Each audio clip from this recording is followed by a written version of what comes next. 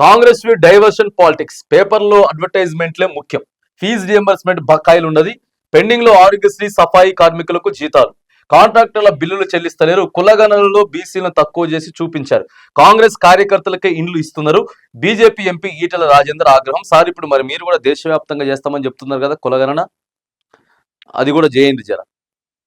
ఎప్పటి నుంచి చేస్తారు, ఎట్లా చేస్తారు, ఎప్పటికల్లా ముగిస్తారు అనేది జర మరి చెప్పారు. ఎందుకంటే ఇది కరెక్ట్ అన్నప్పుడు మరి మనం కూడా కరెక్ట్ చేసి చూపించాలి.